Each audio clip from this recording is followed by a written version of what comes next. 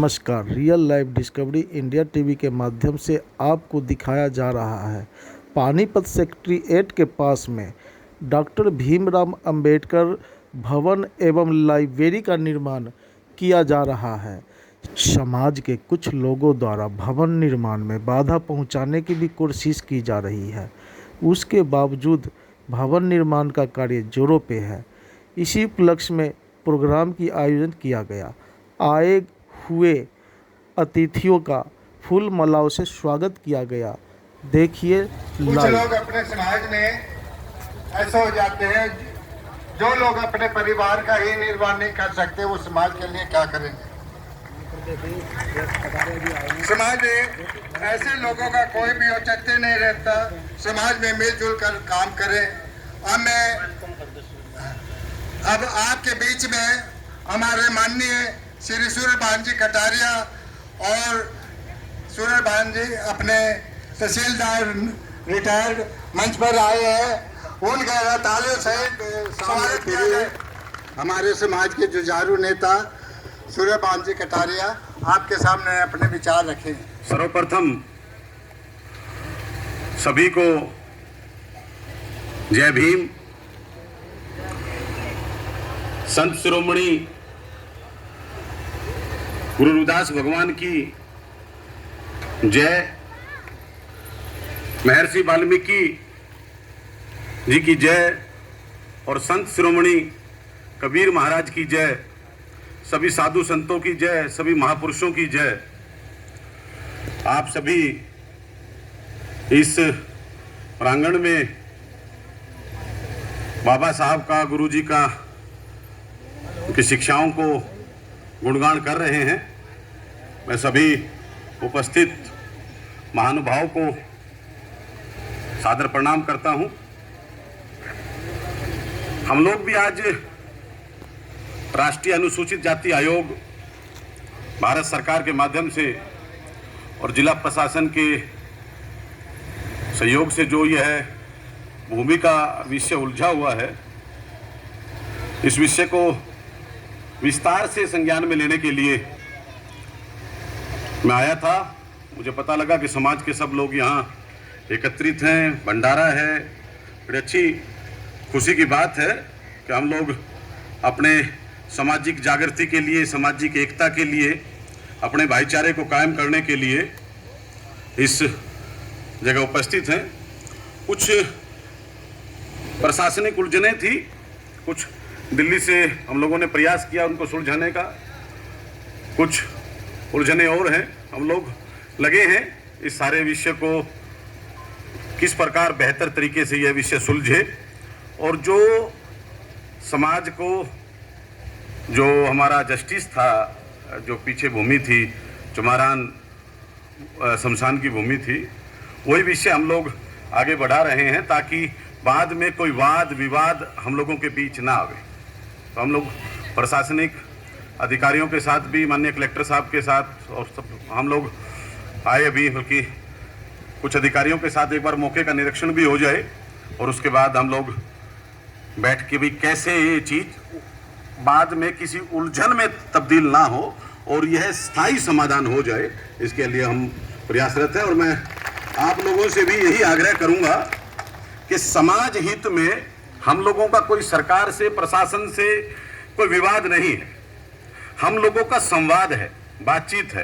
भाई जो हमारी उलझन है उसको सुलझाया जाए, पर बेहतर तरीके से, शांति प्रिय तरीके से। बाबा साहब की जो शिक्षाएं हैं, शिक्षित बनकर, संगठित होकर, संघर्ष करके उस चीज़ों को हम लोग आगे बढ़ाएं। यही कहते हुए अपनी वाणी को विराम देता हूं। उन सबको जय भीम, नमो बुद्धाय।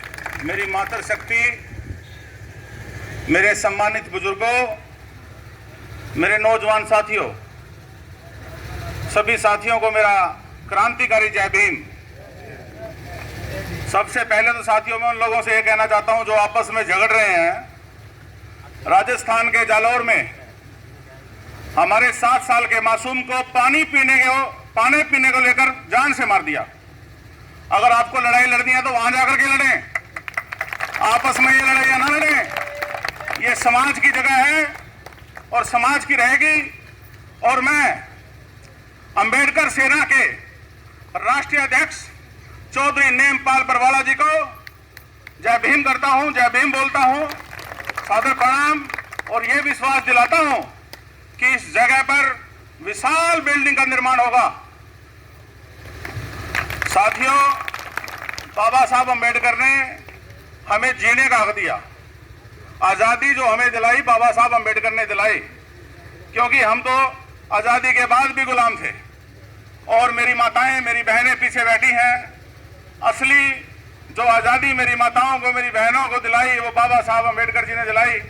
और आज अंबेडकर सेना के चौधरी नेमपाल बरवाला जी इतना सुंदर काम करने जा रहे हैं कि यहां पर बाबा साहब के नाम से हॉस्टल बनेगा, छात्रावास बनेगा, शिक्षा बढ़ेगी। जब शिक्षा करेगा समाज तभी तो आगे बढ़ेगा।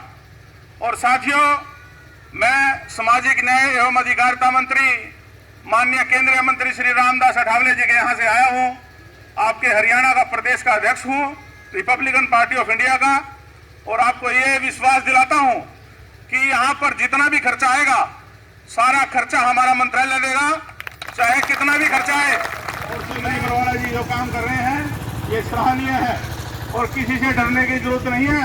हम भी सरकार में हैं, काली मालूम की कभी जरूरत नहीं है। हमारी एकता, हमारी एकता, साथियों नारा लगाओ, हमारी एकता। डॉक्टर भीमराव अंबेडकर अमर रहे, डॉक्टर भीमराव अंबेडकर अमर रहे,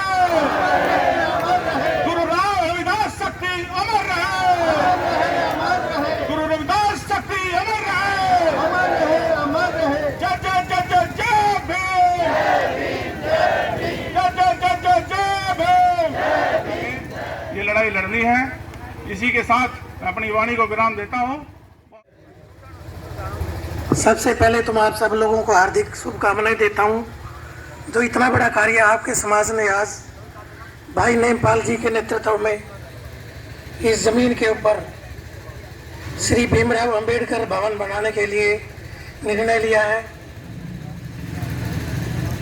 क्योंकि पानीपत में आप लोगों की संख्या इतनी ज़्यादा है, उसके बावजूद भी पिछले 70 साल में भवन नहीं बन पाए। बड़े दुर्भाग्य की बात है।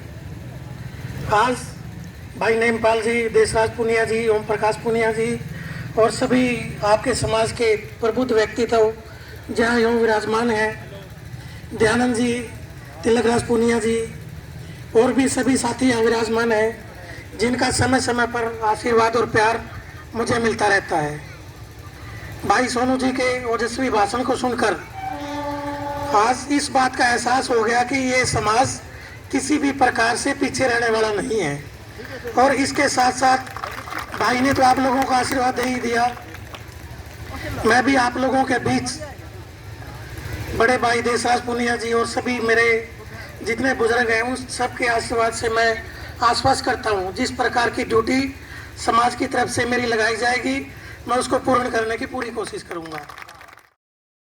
समाज सेवी नेमपाल जी द्वारा यह आयोजन किया गया था।